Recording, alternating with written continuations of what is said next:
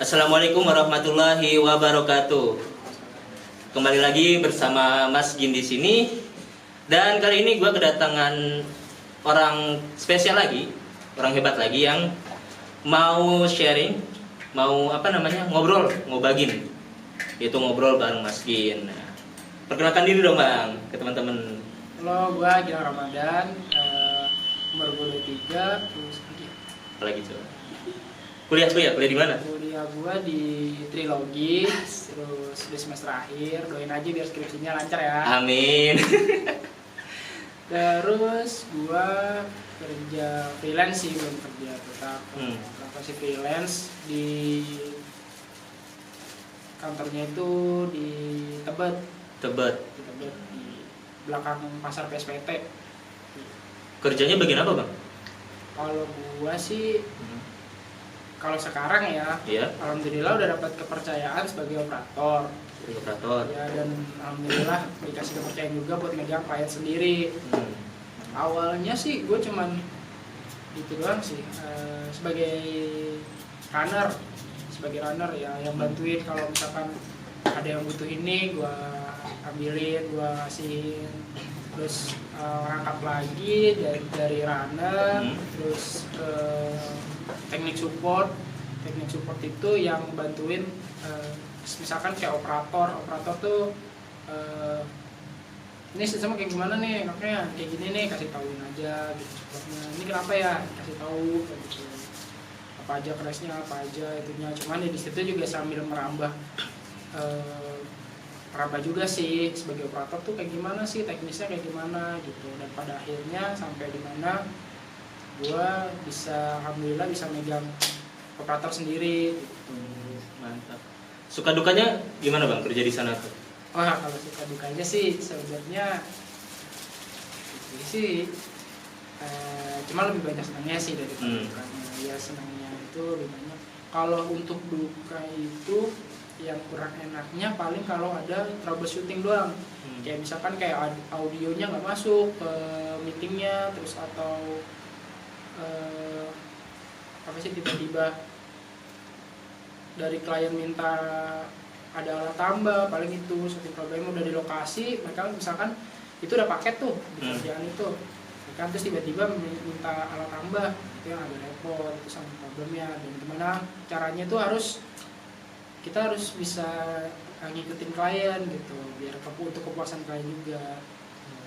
Tapi sebelum itu kan tadi gue belum jelasin ya, kalau gue itu kerjanya sebagai operator webinar, ya mungkin sebagian udah tau lah yang namanya aplikasi Zoom Meeting atau Microsoft Teams atau juga Google Meet, ditambah juga yang mungkin yang masih belum ada gitu, Webinar Jam. Untuk project pertama gue sendiri itu gue megang Webinar Jam.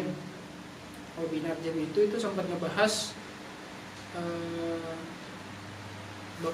itu sih obat dari dokter, yang mungkin sebagian tahu itu dari GSK. Mungkin kalau belum tahu itu kalau ada di label-label obat atau kayak pasta gigi gitu, itu di situ ada label itu GSK gitu. Nah itu sempat megang klien itu, ya kayak itu sempat repot juga sih sebenarnya. Repot itu ya kliennya bawel, harus meeting kayak gini gitu buat kelancaran juga sih sebenarnya. Apa kantornya lu ini ngebahas tentang apa sih? Maksudnya fokusnya untuk Zoom meeting aja atau bagaimana tuh?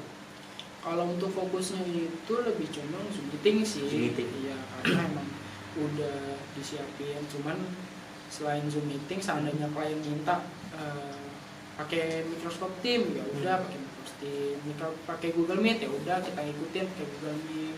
Dan di situ juga kan yang tadinya kita cuma belajar Zoom Meeting doang atau webinar Zoom doang, itu jadi ada pelajaran tambahan ya. Microsoft Teams tuh kayak gimana sih sistemnya, cara kerjanya gimana, ya kan, bisa kayak Zoom juga nggak, atau lebih mudah dari Zoom nggak gitu, sama kayak yang lain. Berarti di saat pandemi kayak gini banyak dong ya permintaannya? Oh, banyak banget itu. hampir 1 bulan itu Kalau untuk bulan kemarin ya, kalau bulan kemarin itu 18 klien. Jadi menjanjikan juga nggak sih kalau kayak gini tuh? Menjanjikan sih. Menjanjikan ya. Sangat menjanjikan. cuman cuman gitulah. Kenapa tuh? Peralatan itu repot. Banyak ya? Waduh. Itu biasanya kalau klien-klien itu disuruh ke tempat dia atau tempat lu kerja ada studionya sendiri dan mereka harus ke sana atau gimana? Kalau itu di tempat kerja gue emang ada studionya untuk klien. Kalau emang klien mau datang ke studio kita, tapi kalau emang rata-rata itu kita yang datengin klien, kita yang bawa alat itu ke klien. Kayak misalkan klien A minta di hotel A gitu kan. Habis itu misalkan di ruangan yang besar, di ballroom gitu. Ya udah kita set up di ruangan ballroom itu. Gitu. Ya entah itu permintaannya pakai green screen, ya itu nanti di depan pembicaranya itu ada monitor 2. Biasa kan emang kalau rapat atau meeting itu kan di mana pembicara di situ ada layar untuk dia yang lihat tuh, oh iya pesertanya sekian atau presentasinya kayak gini, terus sambil baca juga gitu. Cuman ya berat nggak sih bawaannya? Kalau misalnya disuruh ke tempat klien? Kalau buat tempat klien, wah kalau itu mah pasti sih. Biasanya ada mobil tersendiri nggak sih? Atau kita naik motor semuanya gitu? Nggak mungkin. Satu tim berapa aja? Satu tim? Kalau untuk satu tim biasanya ya, kalau yang ringan kita itu ada tingkatannya. Kalau untuk yang ringan tuh biasanya dua orang doang. Dua orang doang. Kalau yang sedang itu bisa 3 orang. 3 orang. Kalau untuk yang besar, itu bisa sampai 19 orang. Iya. Dan bawanya pakai mobil. Karena kan kita butuh bawa PC, bawa monitor, bawa TV, entah itu TV-nya dari klien mintanya yang berapa inch, ya kan, belum minta bawa itu juga bracket yang berdiri juga atau bracket yang duduk. Terus ditambah belum perlengkapan yang lain kayak misalkan Mas kita pakai NDA ya, apalagi tuh NDA ya kan. NDA butuh router juga, butuh TP-Link juga, kabelan juga harus nyolong semua kalau dia permintaan kayak gitu. Karena kita nggak mungkin mengandalkan WiFi, karena WiFi itu bisa naik turun. Sedangkan kita itu harus stabil, kan selama acara itu harus stabil. Jadi otomatis kita pakai kabelan. Jadi dari LAN masternya mereka, misalnya di hotel itu LAN masternya mereka masuk ke router kita. Dari router kita baru pisahin tuh router yang pertama untuk master PC, kan, yang kedua untuk baru yang ketiga keempat itu untuk laptop gitu. Jadi kita nggak mungkin ngandelin wifi yang ada di dalam gedung atau dalam hotel. Kalau biasanya kendala dalam Zoom meetingnya? Kendala sama problemnya sih paling audio nggak masuk gitu ya kan. Terus permintaan klien yang tiba-tiba dadakan, yang hari itu tiba-tiba baru masuk dan itu kadang jadi permasalahan. Terus tambah lagi internet down, itu pernah tuh sempet, jadi lagi berjalan nih ya kan, tiba-tiba internet down, langsung pada teriak semua dong, internet down gitu. Dan itu langsung panggil orang IT-nya, Mas gimana nih mas, internetnya down, mas sebentar ya. Jadi itu ada ketundaan. Jadi ya sebenarnya sih nggak bisa nyalain kita juga, nggak bisa nyalain itu ya, karena emang internet kan kita nggak tahu kapan turun naiknya. Cuman kalau emang bisa distabilin ya stabilin gitu. Kedepannya pengen, itu kan sementara ya, bisa dibilang sementara di sana. Kedepannya itu lu mau pengen ngapain sih dengan apa yang lu dapetin dari pekerjaan itu saat ini? Apa yang pengen lakuin? Kalau untuk kedepannya itu gue sih pengen buka PT sendiri. PT sendiri? Iya. Dengan cara yang sama kayak Zoom kayak gitu? Cara yang sama. Tapi mungkin mungkin bisa nambah. Kayak misalkan itu untuk Zoom meeting doang atau webinar doang. Tapi kita nambahin juga live stream, entah itu live stream YouTube, entah itu live stream Instagram, itu kita juga dan juga ada untuk konten kreator gitu. Jadi nggak cuma jadi misalkan ada yang kalian mau enaknya konsepnya kayak gimana ya, nah kita ada konten itu masuk juga ke dalam kontennya. di kedepannya pengen kayak gitu ya. Iya, pasti Udah, harus dong, harus harus berkembang kita. benar-benar. Istilahnya jangan mau jadi pekerja terus ya, Iya, harus ada harus ada peningkatan. peningkatan. Mantap banget. Oke, kita tuh sebenarnya pernah ya jadi atlet panahannya di 17 di trilogi ya. Atletan. Iya, atlet panahan. Jadi gue sering banget nih. Sekedar biasa. Iya, sekedar Ya. menjalankan kesenangan ya. Aduh, gue juga awalnya nggak nyangka sih bisa suka sama panahan. Awalnya cuma nyoba-nyoba di apa namanya? Kalau Aslam apa namanya? Yang ke puncak waktu itu, Aslam Camp. Iya, Aslam Camp. Dari situ kayak wah nih asik banget lagi main panah ya kan. Nih kalau kalian nggak percaya buktinya nih gue kasih nih videonya nih sebelumnya.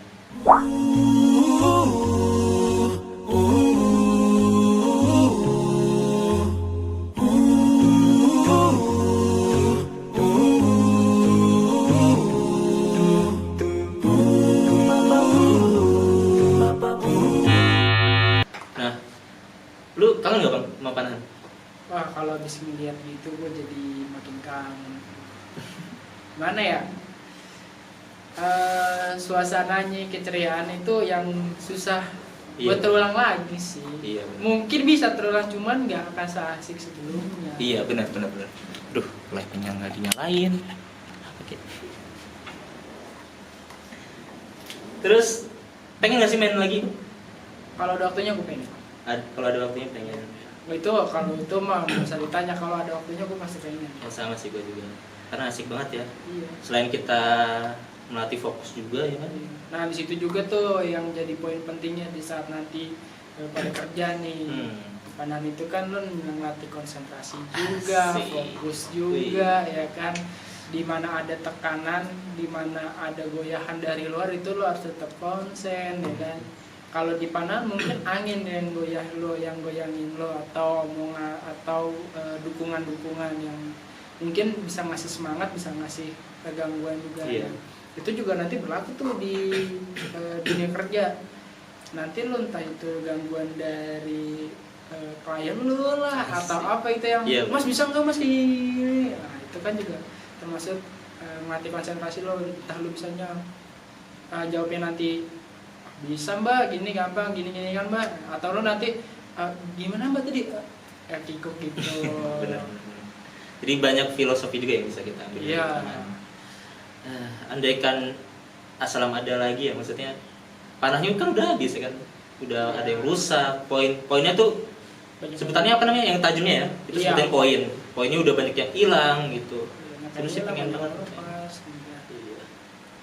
Ya mudah-mudahan bisa apa ya terjalin lagi karena apa ya banyak kendala dalam hal biaya. Ya, dan itu juga karena wabah penyakit juga kan, kita juga jadi agak susah. Iya. Ya kan, buat berinteraksi keluar, jangan kan buat berinteraksi keluar, kita buat cuman ibarat kata beli kecap aja kita harus pakai masker. Iya. Jadi untungnya kan ini ya semoga cepat reda sih penyakit itu, COVID ini. Apalagi panahan kan sebenarnya olahraga outdoor ya, Iya. yang masuk kita Terus di luar. Di luar. Jadi itu jadi kan kendala juga. kalaupun di dalam juga harus tambah lagi fasilitasnya. Iya benar. Jadi Tapi ya, sekarang udah banyak sih bang, kayak di Blok M tuh ada kayak tempat dimana kita bisa main panah di sana. oh iya. Itu Berapa juga. gitu? Tapi sayangnya bayarnya mahal cuy. Iya. Berapa panah itu bisa 30 ribuan. Iya, itu. Oh iya. Itu hitungannya itu bukan hitungan busur atau hitungan jam. Jadi dia hitungan bukan hitungan anak panah. Anak Jadi panah, ya. misalkan 30 ribu itu cuma dapat selusin 12 anak panah doang. Iya. Terus Meski gitu. gitu. Kalau udah habis ya udah, kalau mau nambah lagi ya berarti harus masih lagi Balik 30. Iya. Lipatan. Pernah sih terpikir buat pengen nyoba. Tapi ya terkendala itu. Iya.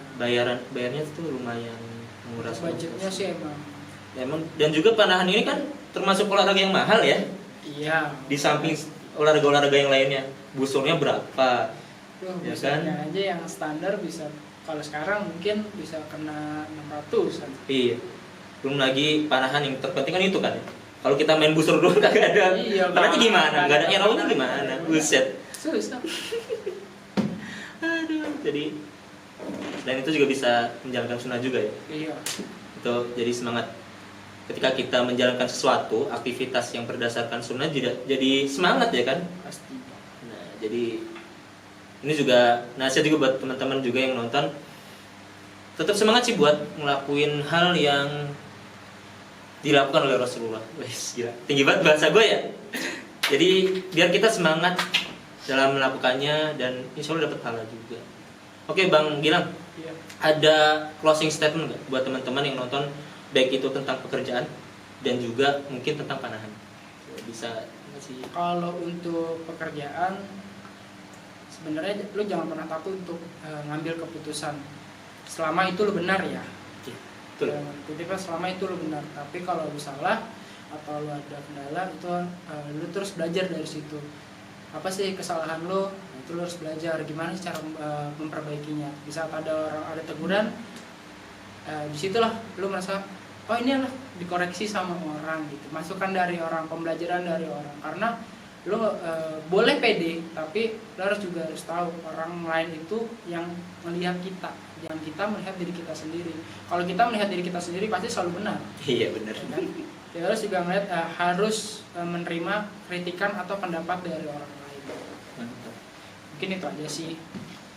Oh ya, dan satu lagi, Asik. Apa di nih? saat ada orang yang menekan lo, lawan, tapi dalam hal positif. Tunjukin kalau lu tuh benar, tunjukin kalau lu tuh bisa. Jangan mau lu terus jangan mau lu ada di selalu ada di bawah. Mantap. Nah, terima kasih Bang Gilang udah meluangkan waktunya, Oh, sama-sama. udah mau masuk ke ngobagian buat bantu channel YouTube gua. Mudah-mudahan kita bisa bertemu lagi, bisa ngobrol-ngobrol bareng lagi, dan mudah-mudahan juga pandemi ini cepat berlalu biar Amin. kita bisa melakukan aktivitas-aktivitas yang seharusnya kita lakukan. Thank you Bang ya. Jaga selalu kesehatan, jangan lupa cuci tangan kalau dari luar. Betul. Terima kasih, sampai jumpa di video-video berikutnya. Jangan lupa di like, komen, dan subscribe-nya untuk membangun channel YouTube gua dan biar kalian nggak ketinggalan video-video menarik yang akan diupload berikutnya. Sampai jumpa. Dah. Thank you.